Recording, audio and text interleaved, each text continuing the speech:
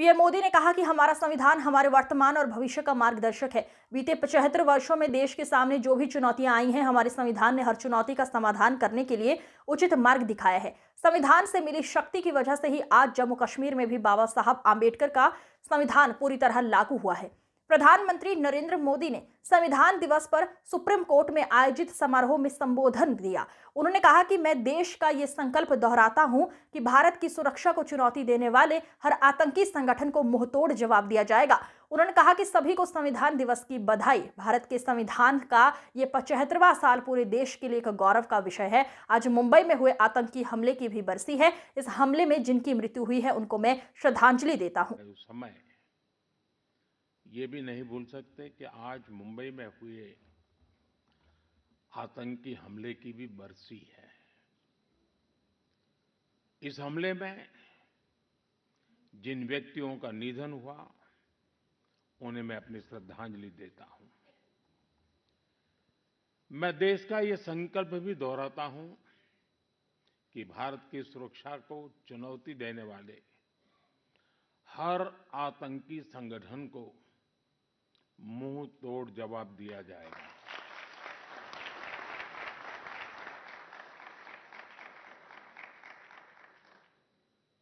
साथियों, संविधान सभा की लंबी बहस के दौरान भारत के गणतांत्रिक भविष्य पर गंभीर चर्चाएं हुई थी।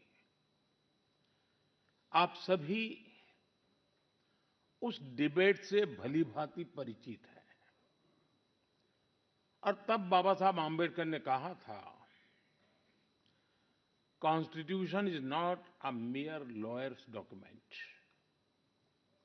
Its a spirit is always the spirit of age. जिस स्पिरिट की बात बाबा साहब कहते थे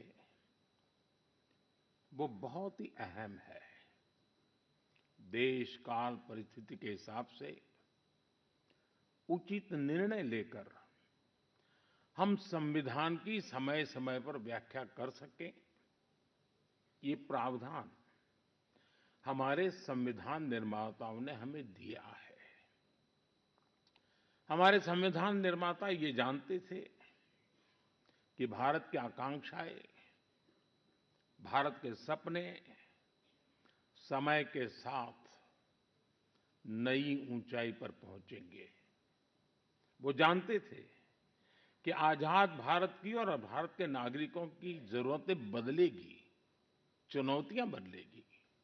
इसलिए उन्होंने हमारे संविधान को महज कानून की एक किताब बनाकर नहीं छोड़ा, बल्कि इसको एक जीवंत, निरंतर प्रवाहमान धारा बनाया। साथियों, हमारा संविधान हमारे वर्तमान और हमारे भविष्य का मार्गदर्शक है। बीते 75 वर्षों में देश के सामने जो भी चुनौतियां आई हैं, हमारे संविधान ने हर उस चुनौती का समाधान करने के लिए उचित मार्ग दिखाया है। इसी कालखंड में आपातकाल जैसा समय भी आया और हमारे संविधान ने लोकतंत्र के सामने आई इस चुनौती का भी सामना किया। हमारा संविधान देश की हर जरूरत, हर अपेक्षा पर खरा उतरा है। संविधान से मिली इस शक्ति की वजह से ही आज जम्मू कश्मीर में भी बाबा साहब का संविधान पूरी तरह लागू हुआ है। आज वहां पहली बार संविधान दिवस मनाया गया है। साथियों, आज भारत परिवर्तन के इतने बड़े दौर से गुजर रहा है। ऐसे अहम समय में भारत का संविधान ही हमें रास्ता दिखा रहा है, हमारे लिए गाइडिंग लाइट बना हुआ है।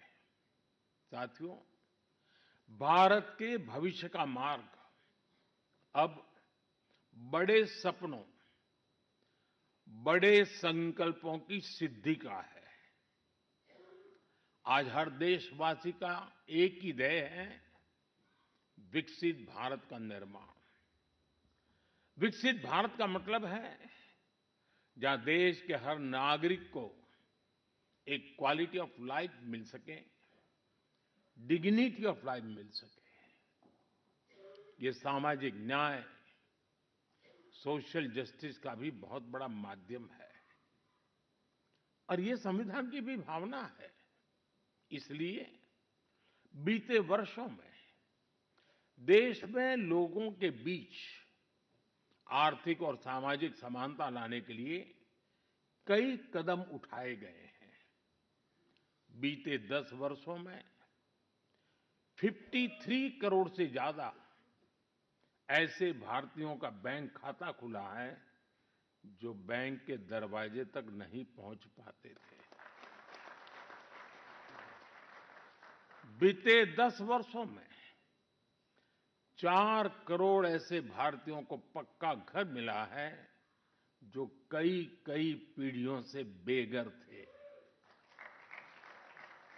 बीते 10 वर्षों में 10 करोड़ से ज्यादा ऐसी महिलाओं को मुफ्त गैस कनेक्शन मिला है जो बरसों से अपने घर में गैस पहुंचने का इंतजार कर रही थी।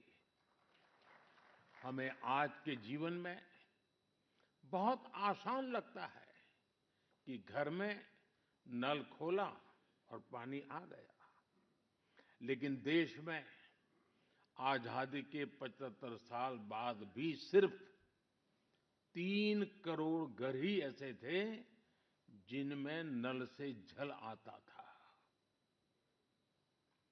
करोड़ों लोग तब भी अपने घर में नल से जल का इंतजार कर रहे थे। मुझे संतोष है कि हमारी सरकार ने 5-6 साल में 12 करोड़ से ज्यादा घरों को नल से जल देकर नागरिकों का और विशेषकर महिलाओं का जीवन आसान बनाया है। संविधान की भावना को सशक्त किया है। साथियों, आप सभी जानते हैं कि हमारे संविधान की मूल प्रति में भी प्रभु श्री राम, माता सीता, हनुमान जी, भगवान बुद्ध, भगवान महावीर, गुरु गोविंद सिंह जी सभी के चित्र हैं।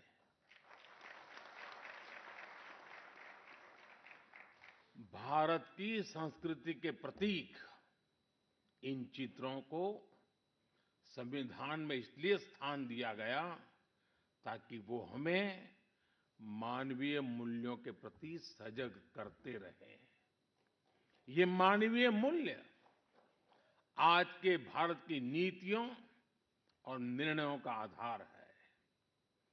भारतीयों को त्वरित न्याय मिले, इसके लिए नई न्याय संहिता लागू की गई है।